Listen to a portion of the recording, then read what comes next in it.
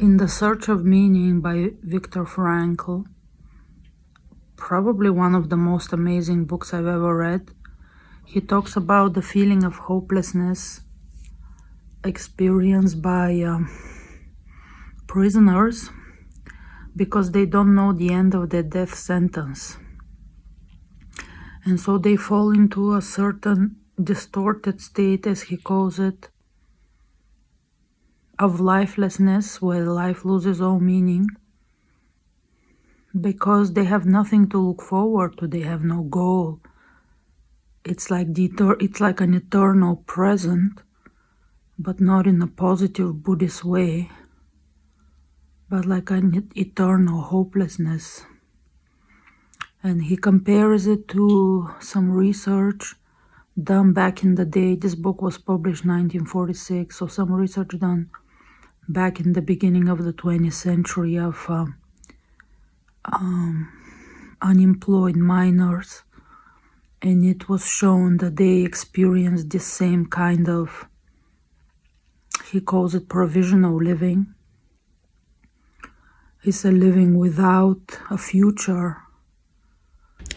And so it completely distorts the mind of a person where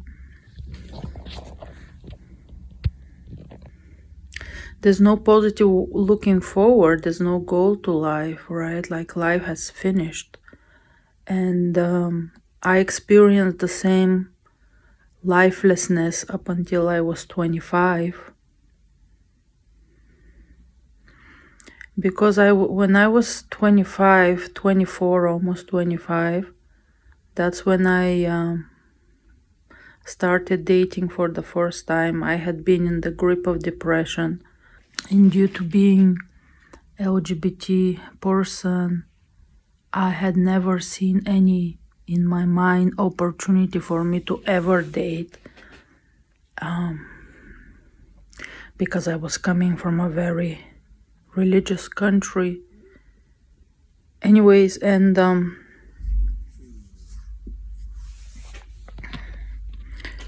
I also had PTSD.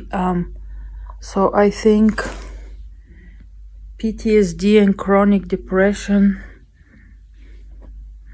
can definitely also get you in that state of, I had no future, and it is quite tragic and paradoxical, because I was actually had the mental capacity to achieve a lot, but it was just not possible to even think about any future.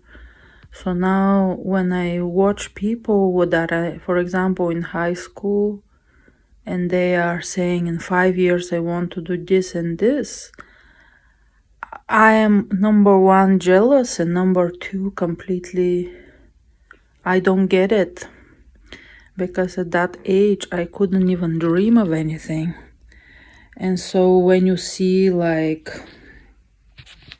top athletes, they are visualizing themselves winning trophies from an early age. I never visualized any future up until 25. And even at 25, when I started to visualize future, it was, for the first 10 years, was very dark. I couldn't visualize anything positive. And I remember I must have been around late 20s or 30. I was walking in Poppy and just battling with myself, and I was looking at the moon, and I told myself there has to be a path. I don't see it, but there has to be one. And I was visualizing a path, a sense of future, a belief in a positive future is extremely important. A friend asked me, so I was already around 32, and I said, yes, I am seeing now some future, but I don't see anything positive in the future. But at least I was seeing some future, so that was a first step. And now obviously I have a lot of goals and things that I want to do. I still am struggling, but anyways, so when you're in a state of depression, one of the things that happens of chronic depression, well, maybe depends on the person, but for me, again, and also part of the hopelessness was I couldn't see any hope in having a personal life, and that was very depressing. I don't know, for someone who is depressed but heterosexual or part of the LGBT community but in an open country, I don't know what their experience, because I have seen well, at least in channels, some depressed people but that are in long-term relationship. So I don't know how their experience of this was, but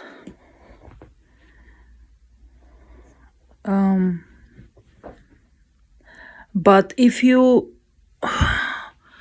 don't have a future in your mind at all, if you're stuck in this present, either due to depression or PTSD, and when it's PTSD, it feels like death is always around the corner, then you're kind of lifeless. There's this very strange feeling of lifelessness that maybe you don't even realize until, something changes in your life. And the lifelessness also comes from,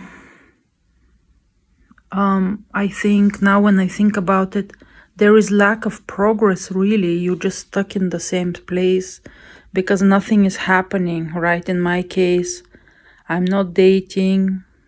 I'm not striving towards a goal. So he's eating my yogurt like he doesn't eat enough. So when you're not doing stuff, you're not walking anywhere, you're not walking both physically and metaphorically, but mainly.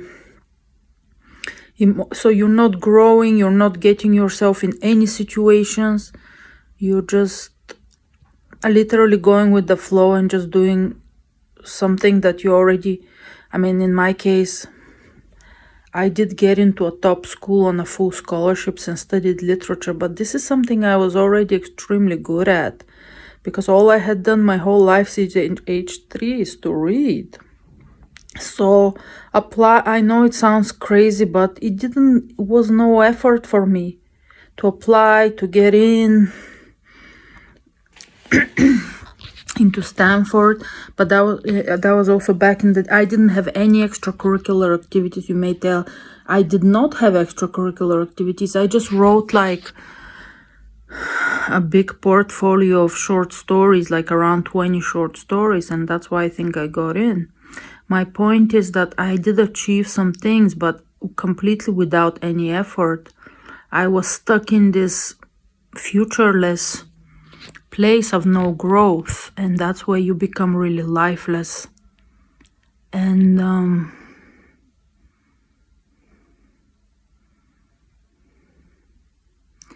that's a big lesson to learn, that the art of life requires growth to feel alive and to be able to keep going. You cannot stay forever in that stagnant place.